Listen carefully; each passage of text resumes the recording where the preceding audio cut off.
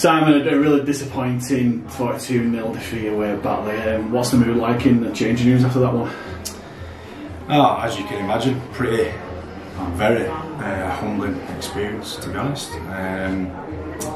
Hurting, a bit of disbelief, really. Yeah, all hurting, mate. That's the top and bottom.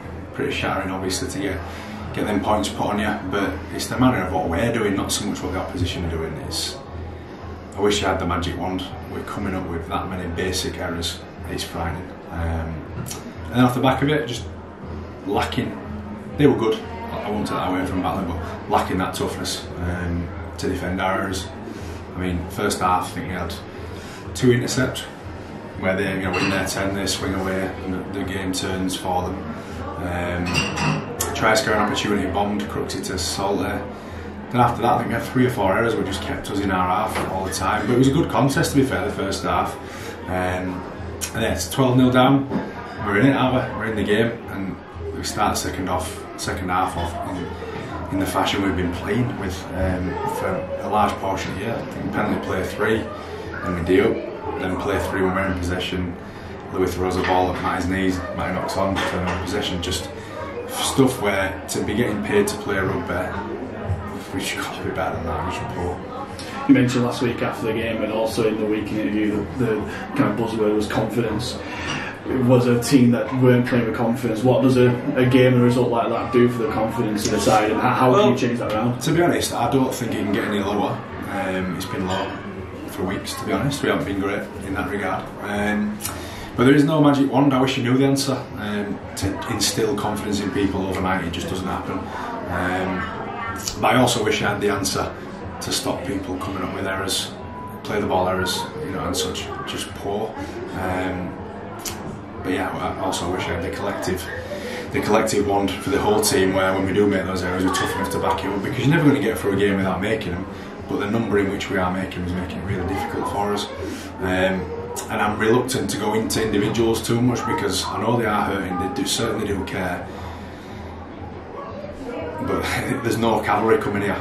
There isn't a cavalry coming. We need to just dig in, get your heels in, dig in, and show some pride for your jersey and for each other. I know they're proud to play for Halifax. I know they are hurting. It's just at the minute, it just felt like a bit of a tidal wave, I think, today, and we just didn't have enough to bounce back from it. And within that, come up with some poor decisions that were in our control, and it really hurts. A result like that, a performance like that, is going to lead to questions from the fans, and probably a lot of pressure being put on from external forces. Do you think the players are feeling the pressure somewhat? Do you feel the pressure at all? I hope they are. And we've sort of talked about pressure being a privilege. The expectations are a privilege. Yeah, it's a tough one, the pressure thing, because, listen, I'm well aware that I'll be a focus of people's frustration, if you like. But there's certain players out there as well. We're all in it together, and you've got to look at it and go, well, it's not one individual's fault. We have to stick together, and our supporters, hopefully, will stick with us on that as well. Looking from a positive point of view, we are still in the playoff mix. It's good to kind of, well, it's not good, but a performance like this doesn't necessarily make that much difference down the road. We saw Batley last year. They had a late surge to the playoffs last year. Yeah, I think that's the frustrating bit, isn't it, man? We've got the quality in there, we're just not getting it out. And that performance today has been built over a long period of time. That's not just happened. Although I will say I didn't see it coming. If you'd have seen the boys before the game, everyone was quite jovial and really looking forward to this. But there's a lot of time left, and there's a lot to play for. And as much as it's frustrating for everyone, not only our club, other clubs that have been in this mix where we're all sort of up and down all year, it provides no comfort, by the way, for any of us, but there is still plenty to play for. It's not dead and buried yet. 42-0, changes kind of may well have to be made. I know Rick said to you in the week that loans that are outside the club, could they be brought back in? Are there other changes that you could possibly make to right this wrong? Possibly. It's one of those positions, I'll be totally honest with you, Mike, where you're damned if you do and damned if you don't. So if we change and it goes well, if it doesn't go well, I shouldn't have changed it. And then if we stick what we've got and don't go well, we should have changed it. It's one of them tough things, but we'll make the best decisions we feel as a staff with the information we have. And we do we do get quite a bit of it. We have to sit through that. You've watched it once, I'll have to watch it a few more times as well to get to the bottom of some bits of it that can be fixed. Yeah, there will be every week. We can't be thinking 3 weeks in front at the moment going, oh, we'll rest so and so to get that one in there. That's not us. We're living week to week at the minute, and we'll pick the best team for Newcastle next week. Speaking of Newcastle, big game next week. The fans came over in big numbers today. What's your message to them for coming up today, but also to turn up next week? And yeah, look, I get the frustration and appreciate the support, because you know, for everyone that's feeling frustrated, there's someone tapping you back and saying chin up. So I do appreciate that personally. I know the lads will appreciate it as well. We've just got to dig in. Listen, we don't have it all our way, and this year has been more the other way than it has been ours. So I get it.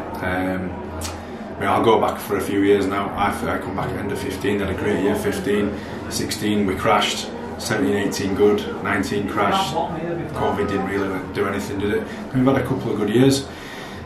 It's just up and down in sport. If it was all going to be guaranteed we were going to be in the mix every year, that might get boring. Damn sight better than losing week on week off, don't get me wrong, but yeah, I'm really proud of our fan base that have followed us and stuck with us all year, because I can imagine how frustrating it is. Just one more question as well. Do you take some kind of comfort in the unpredictability of this year? Everyone's beating each other. London beating Toulouse yesterday. No, mate, not at all. I've said to you before. You look over the year. I can look you in the eye and generally tell you everyone's working hard. Everyone wants to do well. We've been on the end of 3 hidings.